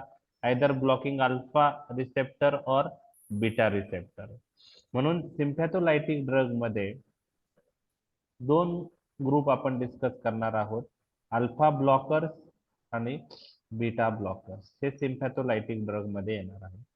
तर sympatholytic drug means these are the drugs which block the action of sympathetic nervous system by blocking either alpha receptor or beta receptor. लक्षात आलं सिम्पॅथोमायमेटिक आणि सिम्पॅथोलायटिक? ओके. आता सिम्पॅथोमायमेटिक म्हणजेच ॲड्रिनर्जिक ड्रग, त्यालाच आपण ॲड्रिनर्जिक ड्रग किंवा सिम्पॅथोमायमेटिक ड्रग असं म्हणतो. त्यामुळे त्यामध्ये कन्फ्युजन झालं नाही पाहिजे. ओके. जसं पॅरासिम्पॅथोमायमेटिक ड्रगला दुसरं नाव काय होतं? Cholinergic drug. Very good. तर इंट्रोडक्शन पार्ट पहिले आपण पाहणार आहोत. So adrenergic drugs, these are the drugs which produce actions similar to that of adrenergic nervous system. बरोबर आहे? त्याला सिम्पॅथेटिक नर्वस सिस्टीम असंही म्हणतात. ओके. आता एंडोजिनस कॅटेकोलामाइन्स कोणते आहेत जे न्यूरोट्रान्समीटर म्हणून सिम्पॅथेटिक सिस्टीम मध्ये ते ऍक्ट होतात. सिम्पॅथेटिक सिस्टीम किंवा ॲड्रिनर्जिक सिस्टीमचे जे न्यूरोट्रान्समीटर आहे, जे केमिकल सिम्पॅथेटिक किंवा ॲड्रिनर्जिक सिस्टीम मधून रिलीज होतात, ते कोणकोणते आहे? तर त्यातला पहिला आहे noradrenaline. Majority sympathetic post ganglionic fibre मधून नॉर ॲड्रिनॅलिन रिलीज होतो, हे आपण पाहिलेलं आहे. ओके. तो एक्सेप्शन स्वेट ग्लँड आहे. स्वेट ग्लँडला सिम्पॅथेटिक इनर्वेशन आहे, परंतु स्वेट ग्लँडच्या पोस्ट गँग्लियोनिक फायबर मधून काय रिलीज होतं? ऍसिटिल्कोलीन. ऍसिड. आपण पाहिलेलं आहे ते सुरुवातीच्या पॅरासिम्पॅथोमायमेटिकच्या लेक्चरच्या म्हणजे इंट्रोडक्शन टू एएनएस मध्ये. तर एक नॉरएड्रेनालिन न्यूरोट्रान्समीटर आहे, दुसरा ऍड्रेनालिन. ऍड्रेनालिन हा मेनली ऍड्रिनल मेडुला मधून सिक्रीट होतो, बरोबर आहे. नॉरएड्रेनालिन, ऍड्रेनालिन हे दोन महत्वाचे कॅटेकोलामाइन आहे. आणि तिसरा सिम्पॅथेटिक सिस्टीमशी रिलेटेड किंवा ऍड्रेनर्जिक सिस्टीमशी रिलेटेड कॅटेकोलामाइन्स आहे डोपामाइन. परंतु डोपामाइन विषयी तुम्हाला लक्षात ठेवायचं आहे की हा जास्त ब्रेन मध्ये सिक्रीट होतो, बरोबर आहे. लिमिटेड सिक्रेशन हे पेरिफेरल साईटला आहे, त्यामुळे आपण डोपामाइनच्या ऍक्शन डिटेल मध्ये जाणार नाही आहे. डोपामाइन कुठे रिलीज होतो? बेसल गँग्लिया, लिम्बिक सिस्टीम, सीटीझेड, त्याला किमो रिसेप्टर ट्रिगर झोन म्हणता, अँटेरियर पिट्युटरी.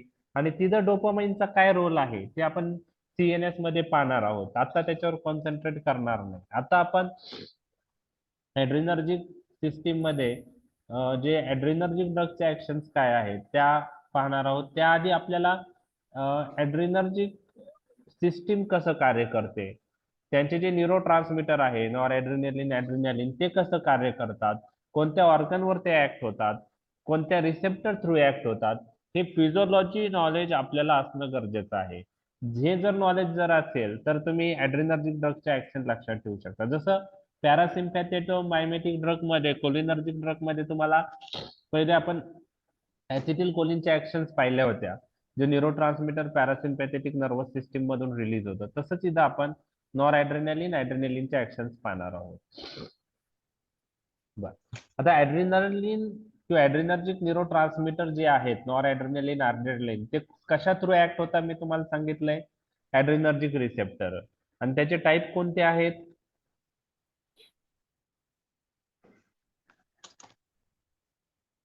अल्फा आणि बीटा. बीटा रिसेप्टर आणि alpha. Alpha receptor.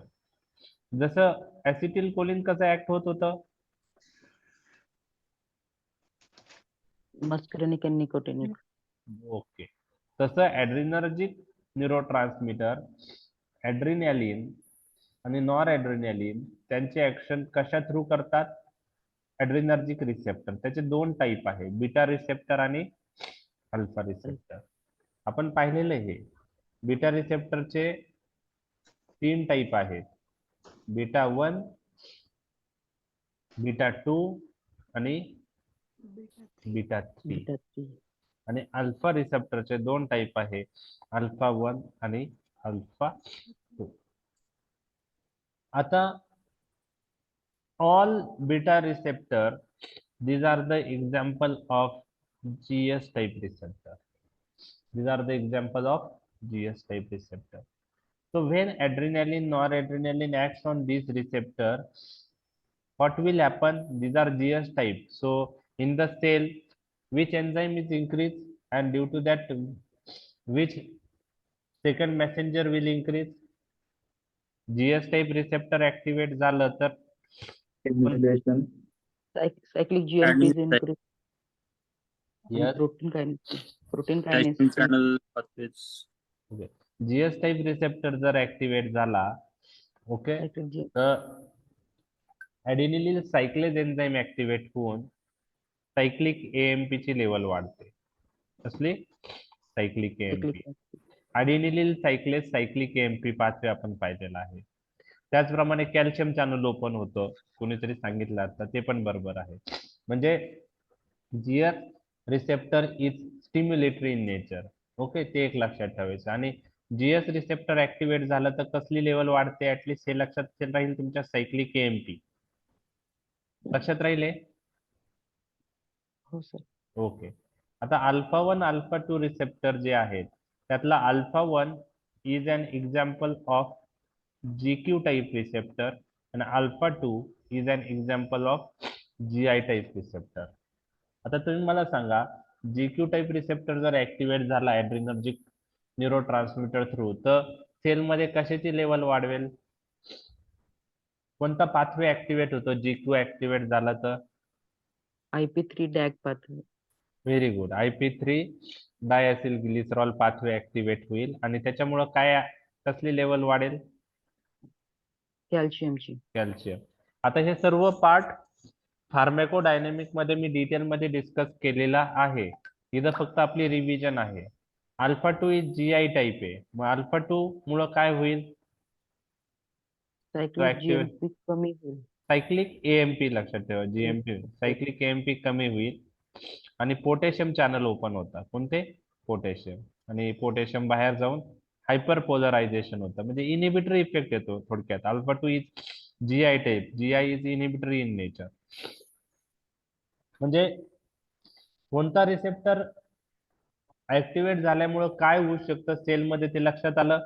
Beta receptor activate झाले तर कसली लेवल वाढणार आहे? सायक्लिक AMP, ऍडिनिलिन सायक्लेजमुळे सायक्लिक AMP. कोणताही बीटा रिसेप्टर असू द्या, beta 1, beta 2, beta 3, all beta receptor are GS type.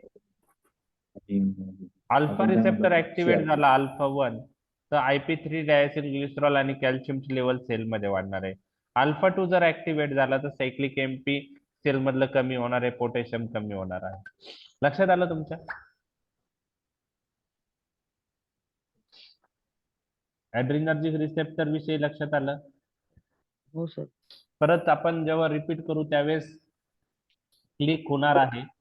थोडक्यात काय लक्षात ठेवायचं? Beta receptor GS type, alpha 1 GQ type, alpha 2 GI type. जी. लक्षात राहील? लक्षात राहील? Okay yes. ओके. Yes. तर तेच दिलंय.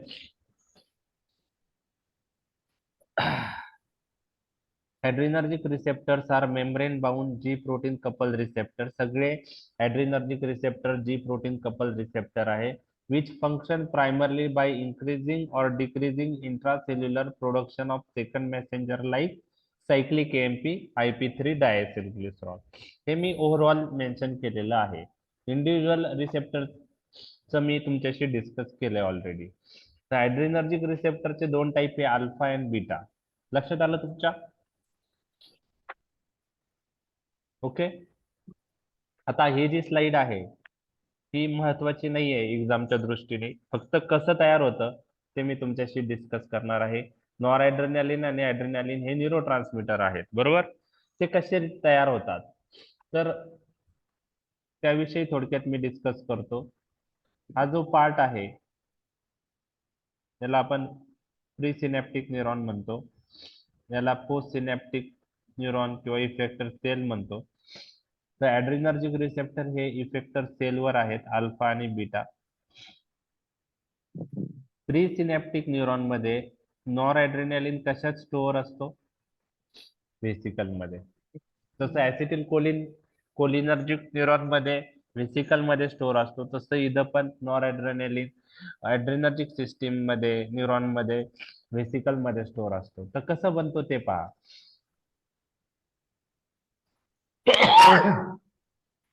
Tyramine is converted into DOPA. DOPA is converted into dopamine. Dopamine enters into the vesicle and converted into noradrenaline. And this noradrenaline is stored in the vesicle. And when there is exocytosis, calcium mediated, this noradrenaline is released into synaptic cleft by exocytosis process. This noradrenaline acts on alpha and beta receptor and produce its action. Okay. Now this noradrenaline, some noradrenaline is again taken up into presynaptic neuron by norepinephrine transporter present on presynaptic neuron, and this noradrenaline then again stored into the vesicle. Some noradrenaline released in the synaptic cleft. Some noradrenaline which is released in the synaptic cleft is metabolized with the help of COMT and MAU enzyme. So this is COMT enzyme, this is MAU enzyme. COMT means catechol O methyl transferase enzyme. MAU means monoamine oxidase enzyme involved in the metabolism of catecholamine. The COMT आणि MAU enzyme involved in the metabolism of catecholamine. COMT म्हणजे catechol O methyl transferase. MAU means monoamine oxidase. Okay. तर हे overall synthesis, action, metabolism मी तुमच्याशी discuss केलं. Detail मध्ये कोणीही तुम्हाला हे विचारणार नाही. फक्त इथं काय क्लिअर झालं की रिसेप्टर अल्फा बीटा त्यानंतर कॉम्प्ट एन्झाईम, त्यानंतर माऊ एन्झाईम, हे नावं तुमच्याशी क्लिअर झालेले आहे. ओके. आता तुम्हाला जर ॲड्रेनर्जिक सिस्टीमच्या ऍक्शन लक्षात ठेवायच्या असतील तर पहिले तुम्हाला लोकेशन रिसेप्टरचे माहित पाहिजे, त्या रिसेप्टरचा टाईप माहित पाहिजे आणि तो रिसेप्टर ऍक्टिव्हेट झाल्यामुळे काय होतं त्यानंतर तुम्हाला लक्षात राहील. ओके. आता मी तुम्हाला ऑलरेडी सांगितलंय बीटा रिसेप्टरचे 3 टाईप आहे, बीटा 1, बीटा 2 आणि बीटा 3.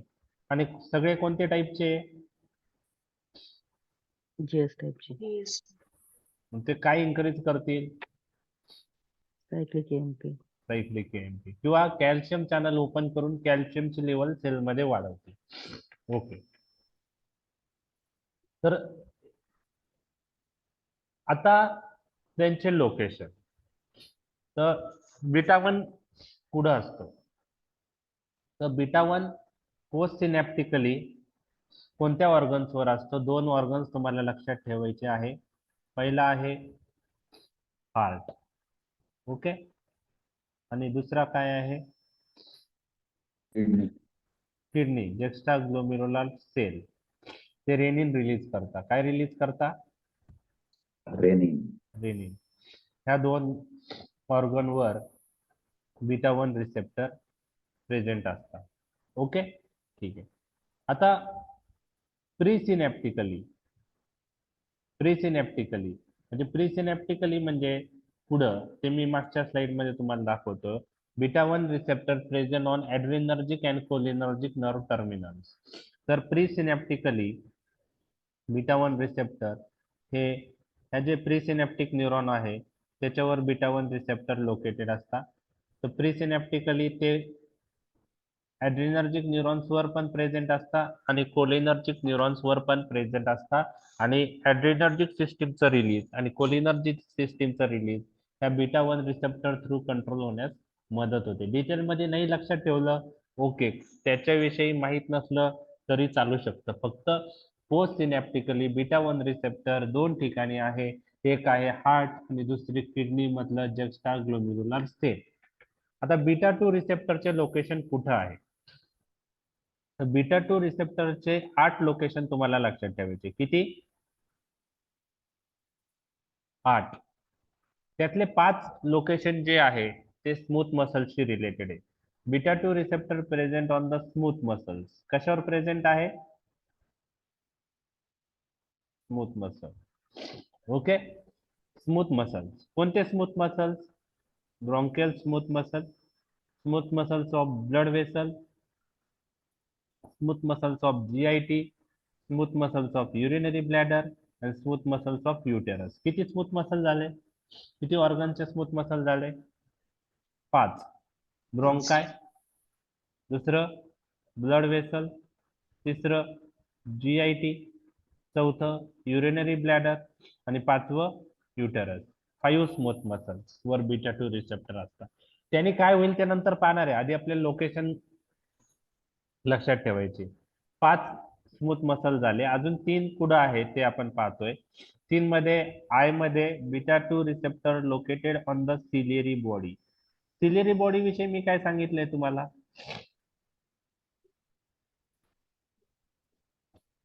सिलियरी बॉडी काय करते? काय तयार करते? Aqueous. व्हेरी ह्युमर सिंथेसिससाठी. ॲक्वियस ह्युमर तयार करते. आणि त्या सिलियरी बॉडीवर कोणते रिसेप्टर आहे? बीटा मधले बीटा 2. लक्षात आलं? 2. ओके. Hmm. लिव्हरवर एक बीटा 2 रिसेप्टर आहे आणि बीटा 2 रिसेप्टर स्केलेटल मसलच्या स्पिंडल फायबरवर असतात. म्हणजे स्केलेटल मसल लक्षात नाही ठेवायचे. Skeletal muscle spindle fibre. आता फिजिओलॉजीचा पार्ट आहे. स्केलेटल मसल स्पिंडल फायबर काय त्यात मी डिटेल जात नाही, पण स्केलेटल मसल स्पिंडल फायबरवर बीटा 2 रिसेप्टर लोकेटेड असतात हे तुम्हाला लक्षात ठेवायचे. म्हणजे किती लोकेशन झाले आता? किती झाले? 8. 8. 5 स्मूथ मसल झाले. कोणकोणते स्मूथ मसल झाले? कोणत्या ऑर्गनचे स्मूथ मसल झाले? Bronchi, blood vessel, GIT, urinary bladder, uterus. हे 5. त्यानंतर दुसरं तीन कोणते आहेत? Eye, liver, skeletal muscle, spindle fibre. म्हणजे हे 8 लोकेशन क्लिक होईल तुम्हाला बीटा 2 रिसेप्टर कुठे आहे म्हटल्यावर. क्लिक होतील हे 8. ओके. हो सर. कारण कोणत्या लोकेशनवर कोणता रिसेप्टर आहे हे पहिले पाठ करा, त्यानंतर तुम्हाला ऍक्शन लक्षात येईल. बरोबर आहे? ओके. आता बीटा 3 रिसेप्टर. बीटा 3 रिसेप्टर प्रामुख्याने हे ऍडिपोसाइट्स वर आहे. ऍडिपोसाइट्स, ऍडिपोस टिश्यू वर आहे. ओके, ऍडिपोस टिश्यू वर आहे.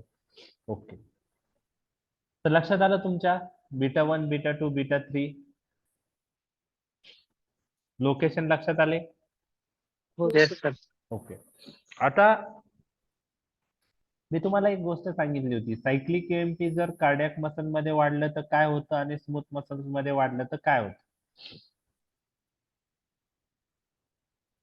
स्मूथ मसलचं रिलॅक्सेशन होईल, रिलॅक्सेशन कार्डियक मध्ये contraction. Very good. Cyclic AMP जर कार्डियक मसल मध्ये वाढलं तर कॉन्ट्रॅक्शन होतं आणि स्मूथ मसल मध्ये वाढलं तर काय होतं? रिलॅक्सेशन होतं. बरं. त्याचप्रमाणे जीएस टाईप रिसेप्टर आहे हे बीटा 1 हार्टवर लोकेटेड आहे. तर हार्टवर सायक्लिक एएमपी ची लेवल वाढेल आणि कॅल्शियम चॅनल ओपन झाल्यामुळे कॅल्शियमची एंट्री सेलमध्ये वाढेल का कमी होईल? कॅल्शियम आत येतं सेलमध्ये, म्हणजे कॅल्शियमची एंट्री वाढते. आणि पॉझिटिव्हिटी वाढली तर काय होईल? सेलचं हायपरपोलरायझेशन का डिपोलरायझेशन? Hyperpolarization. Depolarization.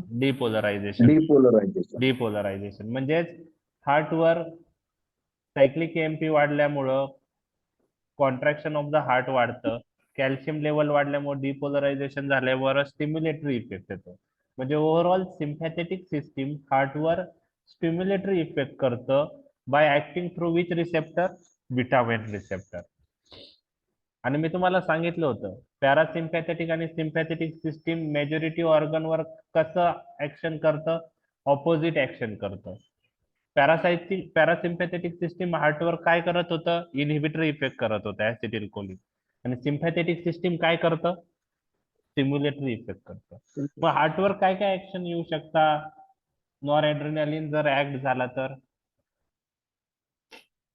Impulse generation rate होईल, अजून? Correct. Force of contraction rate होईल, ओके. एव्ही कंडक्शन इन्क्रीज होईल. ओके. कार्डियक आउटपुट इन्क्रीज होईल. मग इम्पल्स जनरेशन इन्क्रीज झालं म्हणजे त्याला पॉझिटिव्ह काय म्हणू शकतो आपण? Chronotropic effect. AV conduction increase झालं म्हणजे पॉझिटिव्ह ड्रोमोट्रॉपिक इफेक्ट. आणि कॉन्ट्रॅक्टिलिटी इन्क्रीज झाली म्हणजे पॉझिटिव्ह आयनोट्रॉपिक इफेक्ट. आणि कॉन्ट्रॅक्शन इन्क्रीज झालं तर कार्डियक आउटपुट इन्क्रीज होतं. लक्षात आलं तुमच्या हे? ओके. जस्टाग्लोमेरुलर सेलवरचे बीटा 1 रिसेप्टर ऍक्टिव्हेट झाले तर काय होऊ शकतं? बीटा 1 रिसेप्टर स्टिम्युलेटरी इन नेचर आहे. जस्टाग्लोमेरुलर सेलवर ऍक्ट झाले तर रेनिन रिलीज वाढतं. कसलं रिलीज वाढतं? रेनिन. आणि रेनिन रिलीज वाढल्यामुळे कोणती सिस्टीम ऍक्टिव्हेट होणार आहे?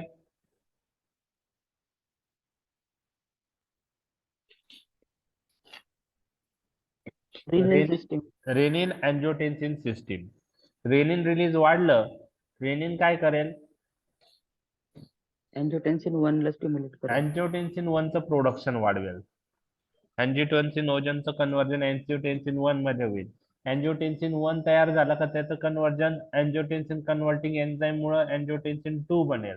आणि हा अँजिओटेन्सिन 2 व्हॅसोकॉन्स्ट्रिक्शन करेल, सोडियम वॉटर रिटेन्शन करेल. काय करेल? अँजिओटेन्सिन 2 सोडियम वॉटर रिटेन्शन करेल. ओके.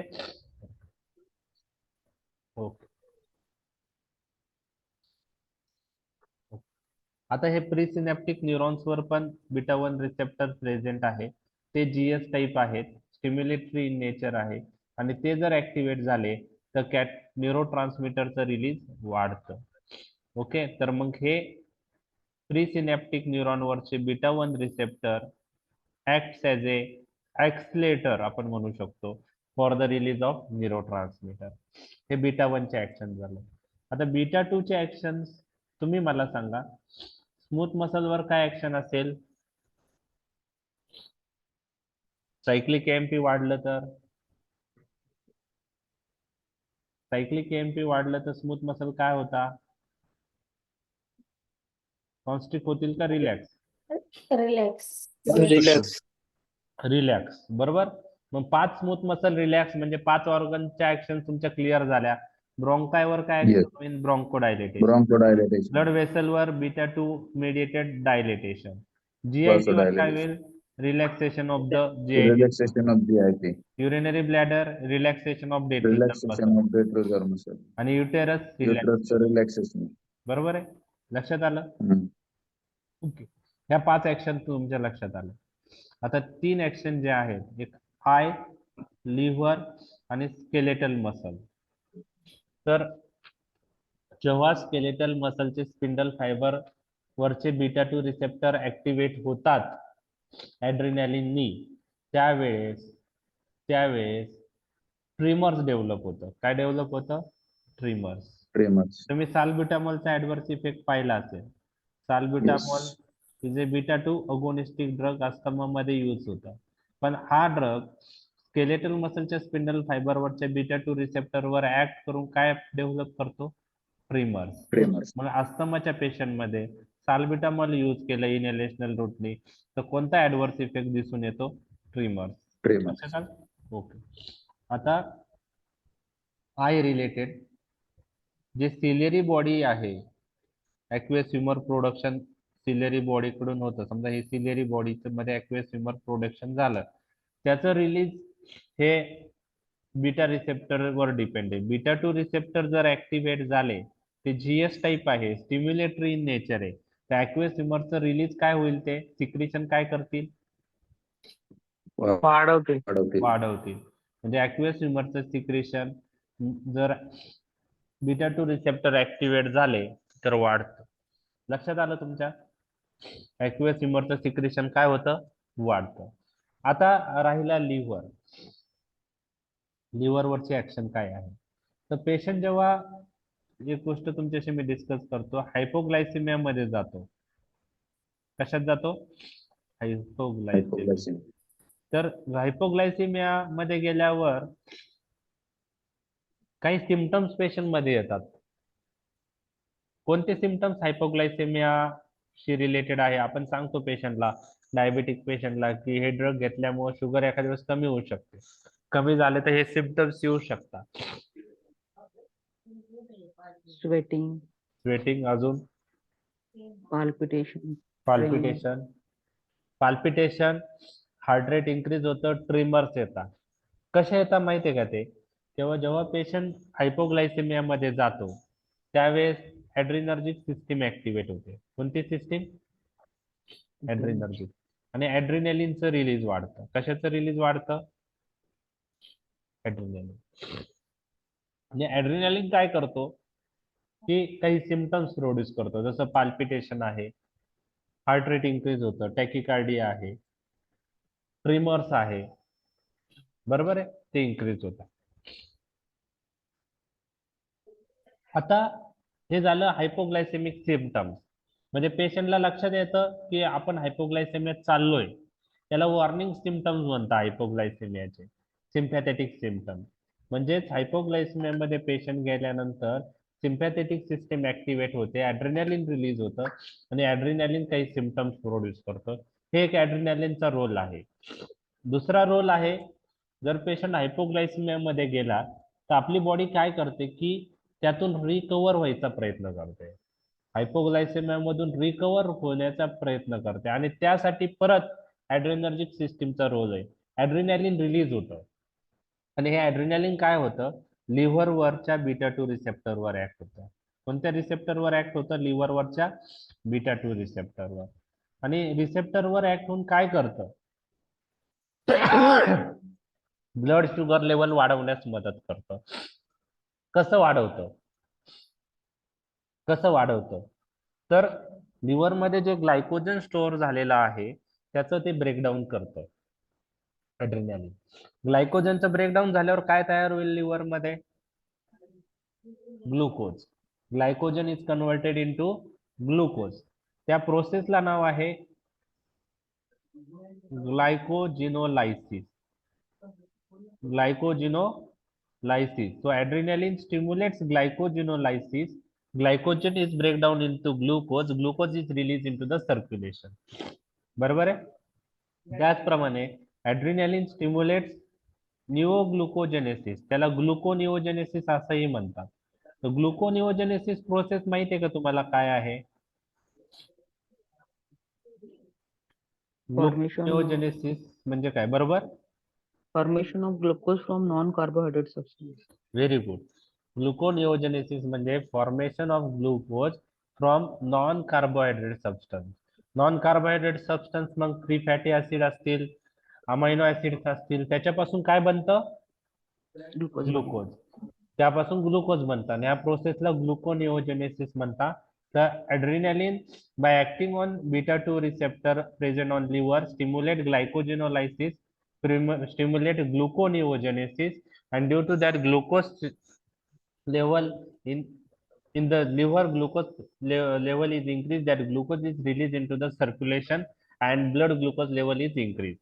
And third गोष्ट काय होते की ग्लायकोजन सिंथेसिस लिव्हर मध्ये इनहिबिट होते. म्हणजे ग्लायकोजन सिंथेसिस कशी होते? नॉर्मली ग्लुकोजचं कन्व्हर्जन ग्लायकोजन मध्ये होऊन ग्लायकोजन स्टोअर होतं. त्याला ग्लायकोजन सिंथेसिस किंवा ग्लायकोजन सिंथेसिस असं म्हणतो आपण. तर ही इनहिबिट होते. म्हणजे ग्लुकोजचं कन्व्हर्जन लिव्हर मध्ये ग्लायकोजन मध्ये होणार नाही आणि त्यामुळे पण ग्लुकोज जो राहिलेला आहे तो सर्क्युलेशन मध्ये येतो. तर ह्या तीन मेकॅनिझमनी ॲड्रेनालिन काय करतो? ग्लुकोजची लेवल वाढवायला मदत करतो का कमी?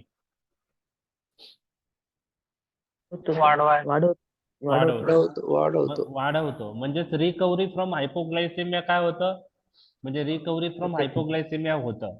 म्हणजे हायपोग्लायसेमिया मध्ये पेशंट जर गेला तर सिम्पॅथेटिक सिस्टीम जर ऍक्टिव्हेट झाली तर पहिले तुम्हाला सिग्नल येणार की आपण हायपोग्लायसेमियात चाललोय. ओके. आणि दुसरी गोष्ट त्याच वेळेस जो ॲड्रेनालिन रिलीज झालाय तो लिव्हरवर जाऊन ऍक्ट होईल बीटा 2 रिसेप्टरवर आणि तीन गोष्टी करणार आहे.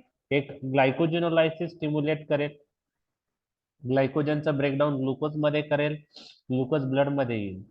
दुसरं ग्लुकोनिओजेनेसिसची प्रोसेस ऍक्टिव्हेट करेल, formation of glucose from non carbohydrate substance like amino acid, free fatty acid increase होईल आणि त्यामुळे ग्लुकोजची लेवल परत ब्लड मधली वाढेल. आणि तिसरं ग्लायकोजन सिंथेसिस इनहिबिट करेल. तर ग्लुकोजचं कन्व्हर्जन ग्लायकोजन मध्ये होणार नाही लिव्हर मध्ये. जो पण ग्लुकोज आहे तो परत सर्क्युलेशन मध्ये येईल. तर एनी हाऊ ह्या तीन ऍक्शननी ग्लुकोजची रक्तातली पातळी वाढण्यास काय होते? मदत होते. ग्लुकोजची लेवल वाढण्यास मदत होते आणि त्यामुळे पेशंट हायपोग्लायसेमिया मधून बाहेर येतो. हायपोग्लायसेमिया मधून काय येतं? बाहेर येण्यास मदत होते. म्हणजे हा चांगला इफेक्ट आहे की नाही? हो. ॲड्रेनालिनचा हा इफेक्ट चांगला आहे का नाही? हो. येस, चांगला आहे. हायपोग्लायसेमियाच्या पेशंट मध्ये रिकव्हरी फ्रॉम हायपोग्लायसेमिया होण्यासाठी हा महत्वाचा ऍक्शन आहे. म्हणजे ही बॉडीची मेकॅनिझम आहे. बॉडी आपली फिजिओलॉजी अल्टर व्हायला लागली तर परत नॉर्मल करायचं ट्राय करते आणि हे हायपोग्लायसेमियामधून पेशंटला बाहेर काढण्याचं काम हे ॲड्रेनालिनच्या मार्फत होतं. आणि त्यासाठी ॲड्रेनालची ऍक्शन कशावर महत्वाची आहे? लिव्हरवर. आणि कोणत्या रिसेप्टर थ्रू महत्वाची आहे? बीटा 2. बीटा 2. बीटा 2. म्हणजे बीटा 2 रिसेप्टरवर ॲड्रेनालिन ऍक्ट झालं तर काय काय गोष्टी होतात? एक, ग्लायकोजिनोलायसिस स्टिम्युलेट होते, ग्लुकोनिओजेनेसिस स्टिम्युलेट होते. म्हणजे ग्लायकोजिनोलायसिस आणि ग्लुकोनिओजेनेसिस मुळे ग्लुकोजचं लेवल वाढण्यास मदत होते आणि ग्लायकोजन सिंथेसिस इनहिबिट होते. तर यामुळं ब्लड ग्लुकोज लेवल वाढण्यास मदत होते. ओके. तर हे आणि तिसरं बीटा 3 रिसेप्टर हे ऍडिपोस टिश्यूवर असतात आणि ते जर ऍक्टिव्हेट झाले तर ऍडिपोस टिश्यू मधलं जे फॅट स्टोअर झालेलं आहे, ऍडिपोस टिश्यू मधला फॅटचं ब्रेकडाऊन होतं, त्याला लायपोलायसिस असं म्हणतात. तर adrenergic system stimulates lipolysis, lipolysis, breakdown of the fat present in adipose tissue. Okay, त्यामुळं ओबेसिटीच्या मध्ये काही ऍड्रेनर्जिक ड्रग यूज केले गेलेले होते, पण आता यूज होत नाही due to adverse effect. Okay, आपण नंतर पाहणारच आहे ते ड्रग.